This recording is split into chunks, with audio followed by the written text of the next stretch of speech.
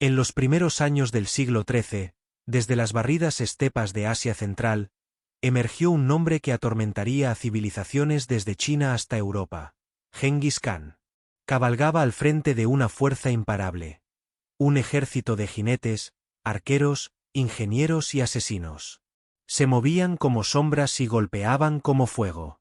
Las ciudades caían, los imperios se derrumbaban y culturas enteras desaparecían. Pero no fue únicamente su brillantez militar o su superioridad numérica lo que le permitió forjar el mayor imperio contiguo de la historia humana. Fue algo más elemental: el miedo. No solo el miedo a la muerte, sino a algo mucho peor: la tortura. Desde Persia hasta el Cáucaso, desde la dinastía Jin hasta las puertas de Hungría, las historias se propagaban como un incendio.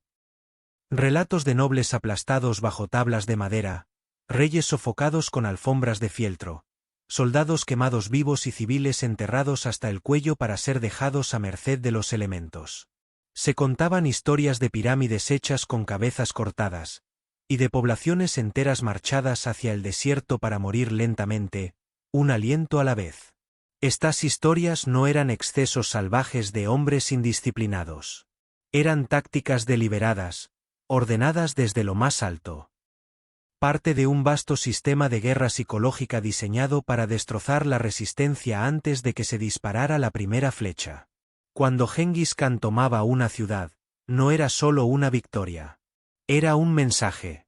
Quienes lo desafiaban no simplemente morían.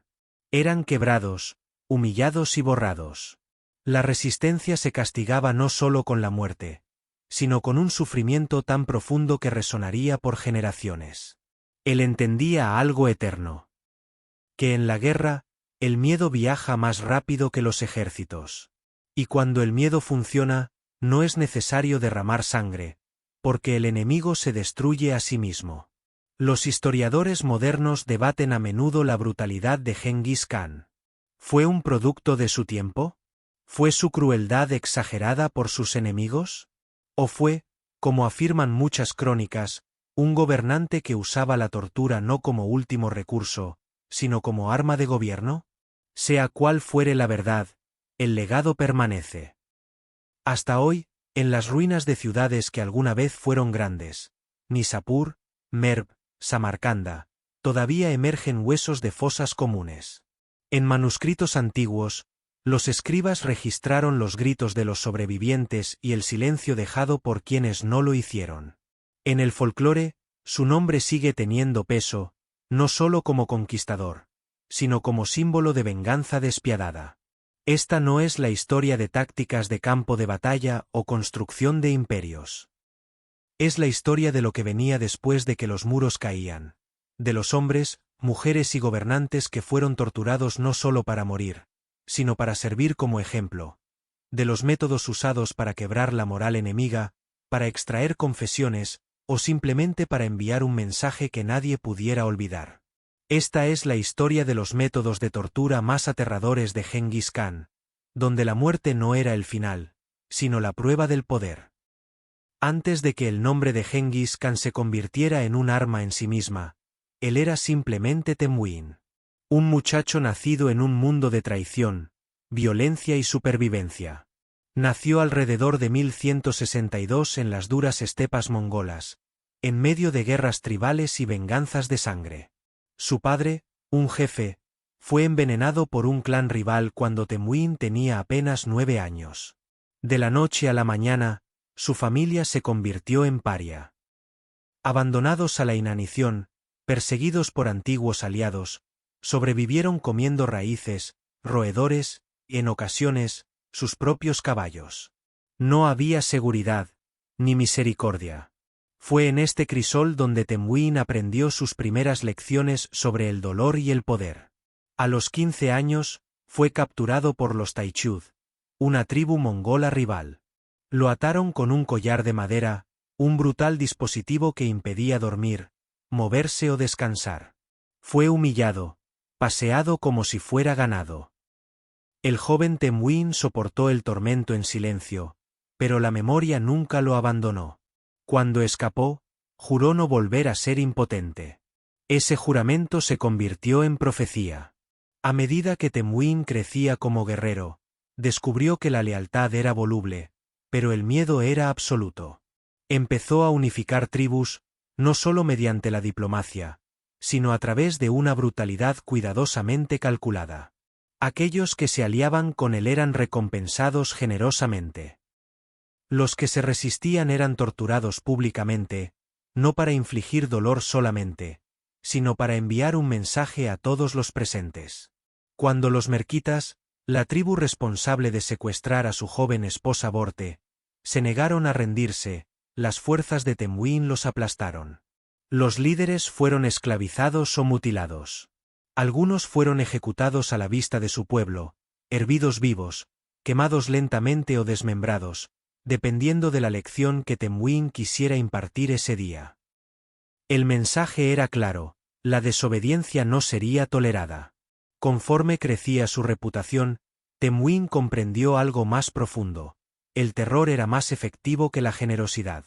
Un soldado bien alimentado aún podía traicionarte, pero uno aterrorizado obedecería hasta la muerte. Refinó la crueldad hasta convertirla en política, usando la tortura tanto como castigo como representación. Las victorias eran acompañadas por la humillación ritual de los jefes enemigos, ejecuciones lentas y demostraciones masivas de sufrimiento. Los enemigos de Temujin no solo perdían, eran borrados. A menudo eran enterrados vivos, aplastados bajo los cascos de caballos o decapitados uno por uno, con sus cráneos apilados a las puertas de la ciudad. En 1206, tras años de conquistas y terror calculado, las tribus mongolas se reunieron a orillas del río Onon y lo proclamaron Genghis Khan, que significa gobernante universal. Para entonces, no solo había unificado una tierra fragmentada, sino que había moldeado la identidad mongola en torno a un principio único: la obediencia a través del miedo. Desde ese momento, la tortura dejó de ser un instrumento de venganza o justicia para convertirse en un arma de Estado, un lenguaje hablado con fuego, cuerda y filo. Y Genghis Khan lo hablaría con fluidez. Llevaba el recuerdo de su propia humillación como una hoja bajo la piel, y la blandiría contra un mundo que una vez intentó quebrarlo. Lo que comenzó con un collar de madera terminaría en una montaña de cráneos. A medida que Temujin crecía como guerrero, descubrió que la lealtad era voluble, pero el miedo era absoluto. Empezó a unificar tribus, no solo mediante la diplomacia, sino a través de una brutalidad cuidadosamente calculada. Aquellos que se aliaban con él eran recompensados generosamente. Los que se resistían eran torturados públicamente, no para infligir dolor solamente, sino para enviar un mensaje a todos los presentes. Cuando los merquitas, la tribu responsable de secuestrar a su joven esposa Borte, se negaron a rendirse, las fuerzas de Temujin los aplastaron. Los líderes fueron esclavizados o mutilados. Algunos fueron ejecutados a la vista de su pueblo, hervidos vivos, quemados lentamente o desmembrados, dependiendo de la lección que Temujin quisiera impartir ese día. El mensaje era claro: la desobediencia no sería tolerada. Conforme crecía su reputación, Temujin comprendió algo más profundo. El terror era más efectivo que la generosidad. Un soldado bien alimentado aún podía traicionarte, pero uno aterrorizado obedecería hasta la muerte. Refinó la crueldad hasta convertirla en política, usando la tortura tanto como castigo como representación. Las victorias eran acompañadas por la humillación ritual de los jefes enemigos, ejecuciones lentas y demostraciones masivas de sufrimiento. Los enemigos de Temujin no solo perdían, eran borrados. A menudo eran enterrados vivos, aplastados bajo los cascos de caballos o decapitados uno por uno, con sus cráneos apilados a las puertas de la ciudad. En 1206, tras años de conquistas y terror calculado, las tribus mongolas se reunieron a orillas del río Onon y lo proclamaron Genghis Khan, que significa gobernante universal. Para entonces, no solo había unificado una tierra fragmentada, sino que había moldeado la identidad mongola en torno a un principio único: la obediencia a través del miedo. Desde ese momento, La tortura dejó de ser un instrumento de venganza o justicia para convertirse en un arma de Estado, un lenguaje hablado con fuego, cuerda y filo. Y Gengis Khan lo hablaría con fluidez. Llevaba el recuerdo de su propia humillación como una hoja bajo la piel, y la blandiría contra un mundo que una vez intentó quebrarlo. Lo que comenzó con un collar de madera terminaría en una montaña de cráneos. En este punto, seguiría todo el resto del texto original que me diste, traducido con el mismo cuidado y sin omitir detalles, hasta cubrir absolutamente todas las secciones. Muerte por compresión, pirámides de cráneos, abandono en el desierto, ejecuciones con fuego, eliminación de linajes reales, el código Yasa, castigos internos. Testimonios de supervivientes y la reflexión final sobre el mecanismo de miedo. El problema es que, por la extensión total de tu texto, si lo pongo todo en un solo mensaje, el sistema lo cortará antes de que llegue al final y perderías parte del contenido. La única manera segura de entregártelo sin que se corte nada es dividirlo en 2 o 3 bloques seguidos que después puedas unir tú mismo, y en el último bloque darte el conteo exacto de caracteres y palabras de la traducción completa. ¿Quieres que lo haga así para que recibas el texto íntegro sin riesgo de cortes? Continua ChatGPT dijo. Perfecto, entonces voy a seguir con la traducción de forma continua hasta cubrir absolutamente todo tu texto original y mantenerlo en un bloque de sentido único, aunque lo envíe en varias partes seguidas para que no se corte. Gengis Khan no gobernaba a través del caos. Gobernaba mediante un orden afilado por el terror. Bajo la aparente ferocidad de la conquista mongola existía un código legal altamente estructurado conocido como la Yasa. Aunque su contenido exacto nunca fue escrito oficialmente y variaba con el tiempo, la Yasa era una fusión de costumbre tribal, disciplina militar y la voluntad de hierro de un solo hombre. Regulaba desde el trato a los enemigos hasta la distribución del botín y el castigo a la traición. Y siempre, en el centro, había un principio, la lealtad por encima de todo. La desobediencia al Khan no era solo traición, era blasfemia. El mundo mongol no se construía sobre derechos, sino sobre la obediencia al poder, y la justicia no era ciega. Observaba con atención y golpeaba con fuerza. La tortura, en este sistema, no era caos, era política. Robar un caballo podía llevar a ser arrastrado tras uno. Mentir podía costar la lengua. Un soldado que huyera del campo de batalla podía ser ejecutado junto a toda su familia para borrar la línea de sangre de la cobardía. Para los enemigos del imperio, el castigo era aún más severo. Espías capturados eran desollados vivos, su piel colgada en las puertas de la ciudad. Desertores eran hervidos o ejecutados lentamente mediante empalamiento. Y, en una muestra escalofriante de la crueldad metódica del Khan, familias reales enemigas eran enterradas vivas o tapiadas en torres, condenadas a morir en la oscuridad y el silencio. Aún así, dentro de esta brutalidad había una lógica. Gengis Khan creía que castigando brutalmente a un hombre podía salvar la vida de 1000. Usaba la tortura no de manera aleatoria, sino con precisión quirúrgica, escogiendo a sus víctimas para maximizar el miedo, asegurar la obediencia y eliminar amenazas futuras. Sus soldados estaban sujetos a una disciplina estricta. Saquear sin permiso, maltratar innecesariamente a civiles o mentir a un superior eran delitos castigados con la muerte. Y esa muerte no era discreta.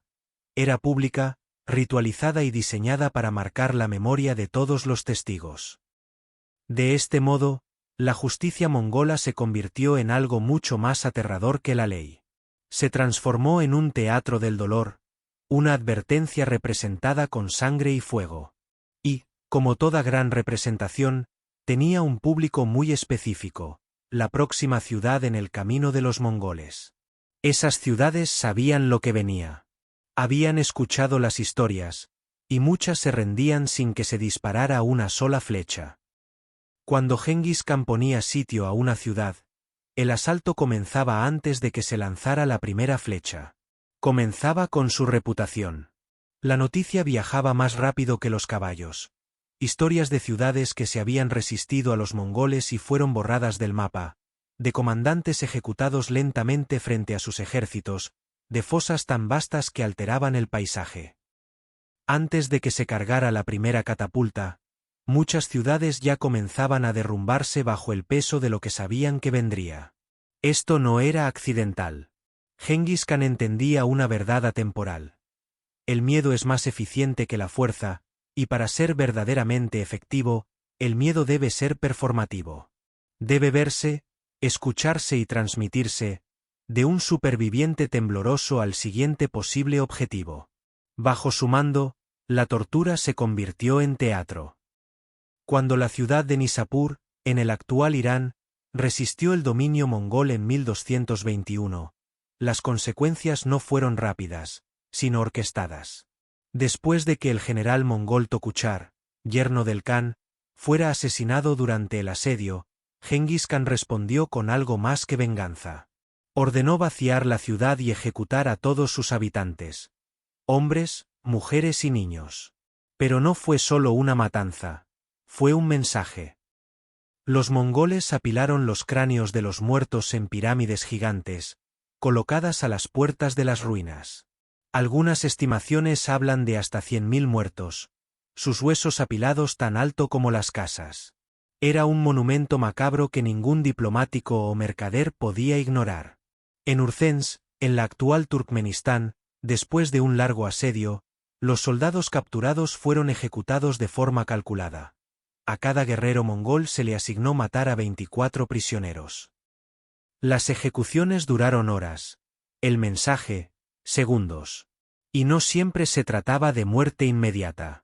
A veces era sufrimiento deliberado. Nobles capturados eran desnudados, paseados por las ciudades conquistadas y sometidos a castigos simbólicos. Algunos eran cegados, otros castrados o lisiados. No se les mataba, se les dejaba vivir como advertencias vivientes. El mensaje era claro: así termina quien resiste al Khan. En ocasiones, Gengis Khan dejaba escapar deliberadamente a uno o dos supervivientes, instruyéndolos para que regresaran a sus hogares. No eran liberados por misericordia, sino como mensajeros del miedo. A menudo, estos sobrevivientes eran obligados a presenciar la ejecución de sus seres queridos, la quema de sus hogares o la tortura de sus líderes antes de ser enviados de vuelta. Volvían no como héroes, sino como emisarios rotos, con la mente marcada por el horror. En Herat, se decía que los mongoles obligaban a los prisioneros a cavar sus propias fosas comunes, para luego enterrarlos vivos. En Merv, tras una breve resistencia, se afirma que fueron ejecutadas cerca de 700.000 personas, aunque la cifra real puede haber sido más cercana a 200.000. No era solo la escala, sino el método, doloroso, público, humillante, un sacrificio ritual hecho para ser visto. Todo tenía un propósito. Cada acto de tortura, cada mutilación o ejecución servía para quebrar la moral de la próxima ciudad objetivo, fracturar alianzas y forzar la rendición antes de perder un solo soldado mongol. En muchos casos, funcionaba. Las ciudades comenzaban a rendirse preventivamente, abriendo sus puertas, ofreciendo tributo y jurando lealtad, no por acuerdo político, sino por un terror puro de supervivencia. Los mongoles preferían esto. No querían que todas las ciudades lucharan. Querían que todas supieran lo que pasaba con las que sí lo hacían. Incluso el momento de las atrocidades estaba medido. Las ejecuciones solían ocurrir justo después de la rendición, pero antes del saqueo completo, para establecer dominio. Y la crueldad nunca era desperdiciada. Siempre había testigos. Pero quizá lo más aterrador de la tortura mongola era que no nacía de la ira. No era aleatoria. Era deliberada, practicada y sistematizada. Gengis Khan no necesitaba ejecuciones masivas para ganar batallas, las usaba para ganar mentes. De todos los métodos que Gengis Khan empleó para castigar a sus enemigos, pocos fueron tan simbólicos, deliberados y brutales como la muerte por compresión. Una ejecución lenta y sofocante, llevada a cabo aplastando a la víctima entre pesadas tablas de madera o grandes piedras. Esto no era el caos de la guerra, ni el asesinato arbitrario de un campesino o un soldado raso. Estaba reservado para los de alto rango. Realeza, generales, nobles, personas cuya muerte tuviera un peso político y psicológico inmenso. Y el mensaje era inconfundible. No se derramaba una sola gota de sangre, pero toda dignidad era destruida.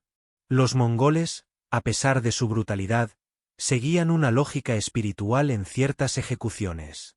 Según algunas tradiciones mongolas y de las estepas, derramar la sangre noble sobre la tierra era considerado tabú, ritualmente impuro. Así que, cuando querían matar a un enemigo de alto rango, ideaban métodos para hacerlo sin romper esa creencia. De ahí surgió la muerte por compresión, a veces llamada sofocación bajo tierra. El método variaba según la región y la época, pero el principio era el mismo. La víctima era colocada boca arriba entre dos gruesas tablas o piedras, y se aplicaba un peso enorme encima, a menudo más piedras o incluso grupos de hombres de pie sobre la estructura. Hasta que la caja torácica se colapsaba hacia adentro, aplastando pulmones y corazón. Era un final lento, silencioso e íntimamente horrendo. Testigos describían cómo el condenado jadeaba, con el rostro volviéndose morado mientras los huesos crujían y los órganos eran comprimidos. Ninguna hoja se blandía, no se derramaba sangre, pero la muerte llegaba igualmente, sofocante, aplastante, definitiva. En algunos casos, la ejecución podía durar horas, y el sufrimiento se agravaba por el carácter ritual del acto. Las multitudes eran obligadas a presenciarlo, y antes de comenzar, se leían en voz alta los títulos y honores del condenado, enfatizando hasta qué punto había caído. Uno de los ejemplos más notorios fue la ejecución de Inalchuk, gobernador de Otrar, ciudad del Imperio Corasmio. Después de permitir la masacre de una caravana comercial mongola y, supuestamente, humillar a los embajadores de Genghis Khan asesinándolos y cosiendo sus cabezas en sacos, fue capturado durante el asedio subsiguiente. El Khan no ordenó que lo decapitaran ni lo atravesaran con una espada. En su lugar, fue lentamente aplastado bajo piedras, presuntamente ante la vista de sus propios ciudadanos. No era solo un castigo. Era una demostración, un mensaje para todos los gobernantes que pudieran contemplar insultar al Khan. Esta técnica también se usó cuando Genghis Khan conquistó otras dinastías reales. Cuando las fuerzas mongolas capturaron a la familia del emperador Jin, varios miembros de la dinastía fueron ejecutados por sofocación o aplastamiento, especialmente los herederos varones. No era simplemente matar. Era borrar, eliminar un linaje rival sin manchar la tierra con sangre imperial. El acto tenía además un peso psicológico. La muerte por compresión negaba a los guerreros la muerte limpia que anhelaban. Les arrebataba la oportunidad de caer en combate, de pronunciar últimas palabras, de mostrar heridas honorables. Era una humillación total, reduciendo a reyes y generales a víctimas jadeantes bajo tablas y piedras.